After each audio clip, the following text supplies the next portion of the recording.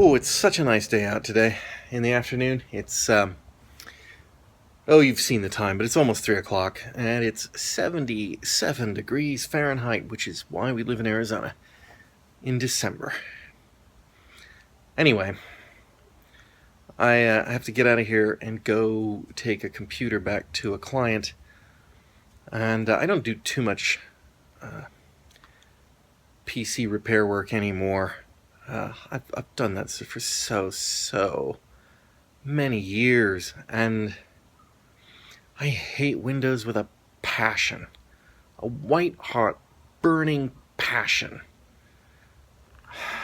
I hate to sound like the Mac bigot, but there you go. It's like, bought one for a specific purpose. Many years ago, I bought one for video editing because that seemed to be the lowest end approach I could get for what I was trying to do and still have something reliable. And, it was 3 weeks and I didn't use the PC again. It was just that much of an improvement. But Microsoft has not improved things over the years. That was back when probably XP was still current. So, I mean, they've come along with Windows Vista, ho-ho, and then Windows 7 is alright, and then now Windows 8 was kind of a disaster, and skipping Windows 9 to make it sound more like OS 10, let's go with Windows 10. Don't tell me that wasn't on purpose. But I'm working on a Windows 7 machine right at the moment, and I can't believe Microsoft has made it so that the machine boots every stinking time and says, "Hey, how about Windows 10?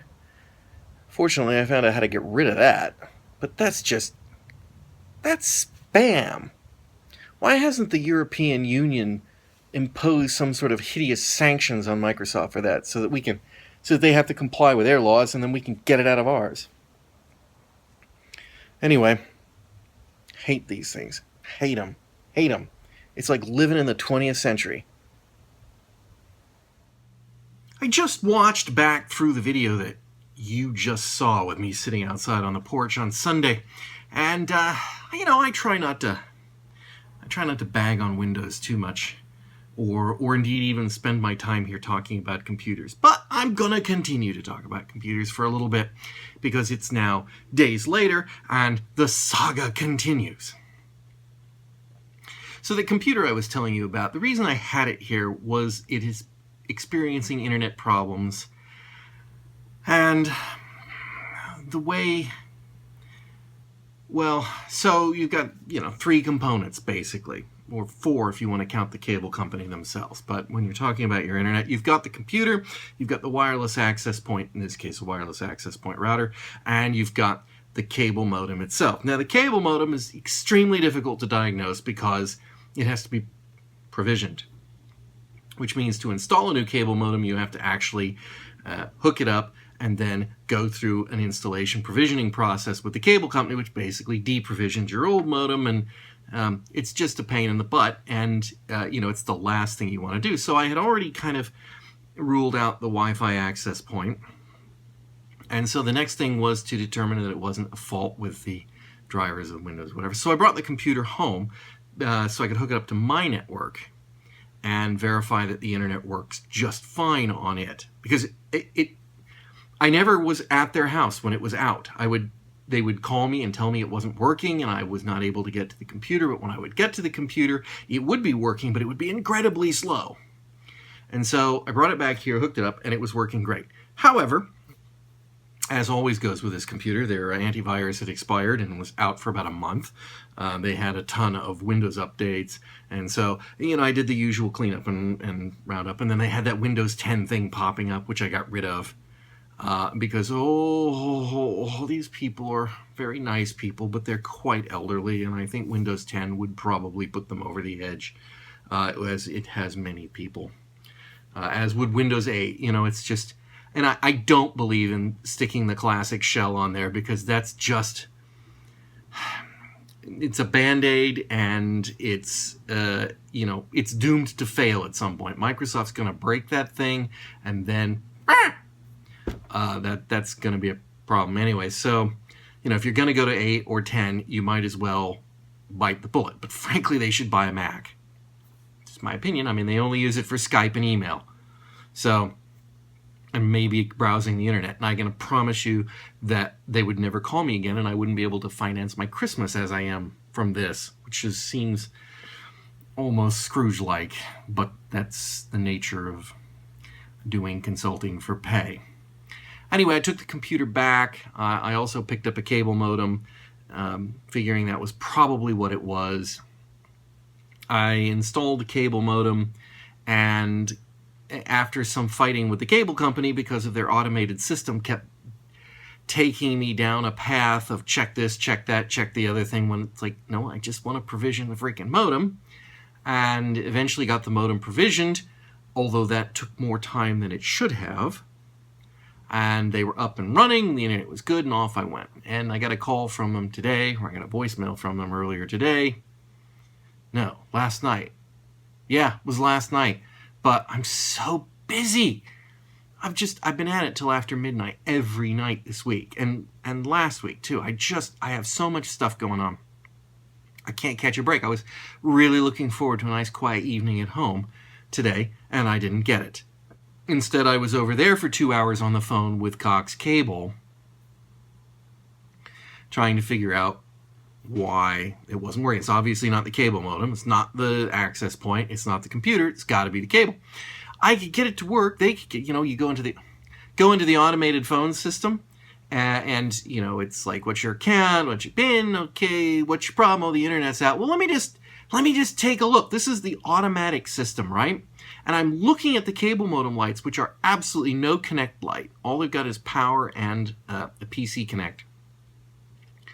And just at the exact moment where it says, let me just analyze that for a second, all of a sudden, ding, ding, ding, all the lights fire up. And it's like, okay, so something they did at their end reached out and touched the modem, and off it came. And, we had internet at that point, but it was incredibly slow. But, we had internet. So you go through the process of, well, yes, I do have internet. All right, thanks, bye. No, it didn't actually do that. It says, all right, well, let's goodbye unless you have something else. I'm like, yes. All right, put me to the technician. That took a while, and then I got to the technician, and I talked to them, and I said, I've had this problem, replace the modem, And after 30 minutes of talking to that technician, he goes, well, yes, it seems like you've done everything. Let me put you through to level 2 support. And then they put me through to level 2 support, who obviously had no clue whatsoever anything that was done at level 1 support. I hate that. I'm not saying they were bad, all right? They were not the worst, because you know how, well, maybe you don't know, but if you're a technical person and you actually know what you're doing and you've gone through all the proper diagnostic steps, it is a little frustrating when you call up level 1 support and they run you through those same steps. And they don't listen to you when you say, well, I've already done this, and this. All right, well, let's just do this, and this.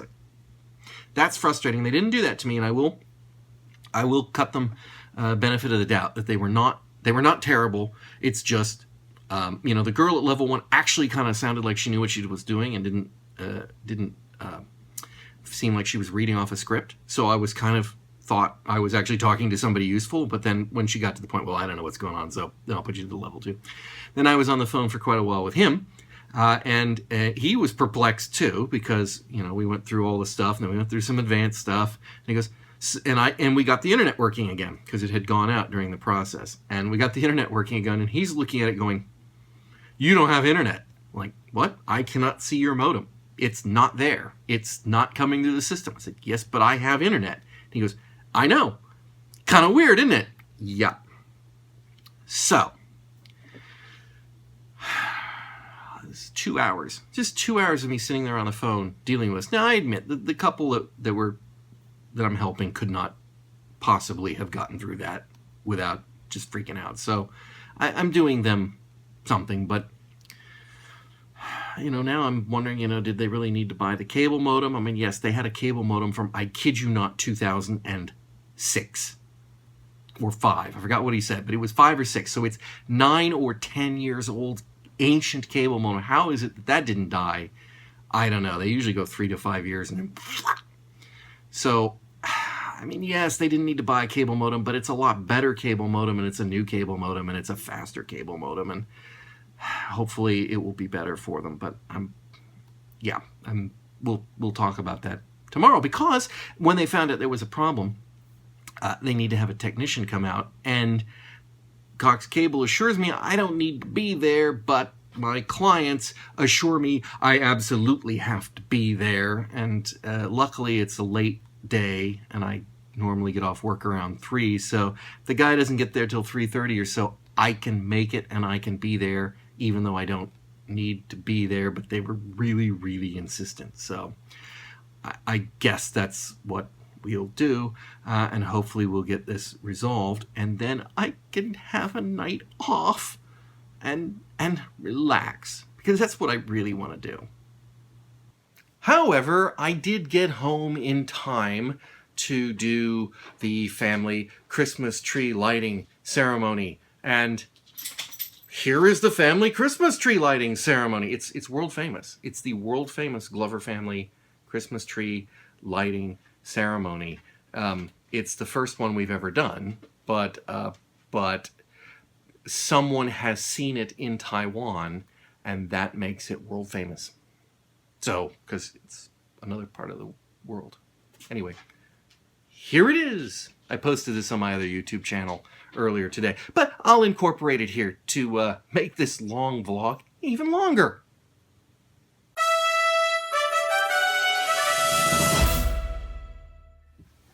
Hello everybody! This is our 2015 tree lighting ceremony, and so we're gonna light it on a countdown of 22.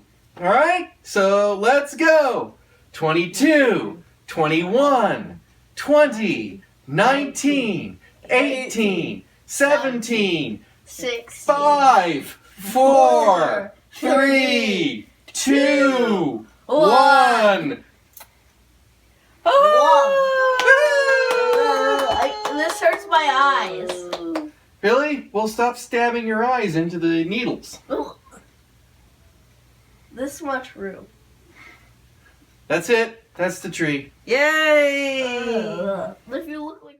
Here's a bonus feature for you. So you just saw the video of the Christmas tree lighting, and that's what everybody on the internet saw on Facebook and Twitter and my channel. But here, you, dear Tedium Unlimited viewers, let me just show you a couple of things that you might not have noticed. On our tree, we have many wondrous things that make us the nerd family. The first are these TARDIS Christmas lights. Look at that. You can almost hear the whoop, whoop. And then we've got Captain Kirk. Captain Kirk always gets the place of honor here in the front of the tree. And then here we've got a sonic screwdriver, and we've got the 11th Doctor straightening his bow tie. That's our Christmas tree. Now, if anybody wants to send me a Peter Capaldi Christmas ornament, I need one of those. I need all 13 doctors. That includes the War Doctor. Okay? So if anybody's got those, wants to send them to me, just get in touch in the contacts below. Finally, let's talk about Philips Hue lights. Or maybe it's HomeKit, or maybe it's Siri and Philips Hue, or whatever it is. As you know, I've had them for a while. I'm kind of not convinced about them. Even now, I mean, it's kind of fun playing with them, and it was very nice when we were in Disneyland, because I had them all programmed to do on and off stuff and appear to be here, and that I, hopefully helped with people not breaking into the house. I'm hoping the security cameras helps with that too, but just giving the illusion of somebody being here. I appreciated that. But I got the new Hue bridge, and the new Hue bridge is supposed to be tied into HomeKit, which means I can pick up Siri and I can say, "Hey Siri, turn on the living room lamp." And the living room lamp comes on. Or I say, "Hey Siri, turn on the living room lamp 50%, and it dims to 50%. However, what you cannot do is, if the light's off, you can't say, "Hey Siri, turn on the living room lamp 50%. It'll go, boom. So you have to say, "Hey Siri, turn on the living room lamp on." Then, "Hey Siri, turn on the living room lamp 50%. down to 50%. That's just stupid. Maybe it's not designed to work that way. Maybe it just won't work because it's buggered up. Half the time, I'll pick it up and I'll say, hey Siri, turn off the office lamp. And it'll say, I can't communicate with that right now. I don't know. And I'll say, well, turn off the living room lamp. It'll go, yeah, I don't know what to do. And I'll say, set bedroom blossom. That's one of the... We have color lights in the bedroom, and I tend to put the bedroom lights on a sort of cherry blossom color because it's doesn't, it's not red because red's nasty, but it's the same effect as like in a dark room. Your eyes adjust. So right at bedtime, I have the lights set to this color so that I can get used to the dark without being in the dark, and that'll come on just fine. And then you go back and you go, well, turn off Michelle's lamp, and it'll go, okay. And you go, all right, turn off the living room lamp, and it'll go, I don't know, and it's awful. And here's the other thing: as far as I can tell, it's impossible to set up 2 accounts to work because it doesn't. I can't. So in other words, my wife, who's on a different account, can't use Siri on her phone. She can use the Hue app, but I can't set HomeKit. I have a feeling that that's a mistake, but I haven't found a way around it. But nonetheless, the fact that I can't rely on it to work is just maddening. It's maddening. And the fact is that it's working, because if you open, when you say turn it off and it won't, you can open the Hue app and you can just go right in and adjust it. So clearly the phone to the bridge to the light works. There's no communication failure. And clearly, when you say it into HomeKit, HomeKit understands what it's trying to do. The feedback you get, it knows exactly what it's trying to do. Because it'll say, I'm unable to communicate with your bridge at this time. Like, why is that? I can open the app. And anyway, I've ranted enough. So that's it. I'm not going to rant anymore. So remember to like, comment, and subscribe, and we will talk to you next time when hopefully I'm not ranting about things.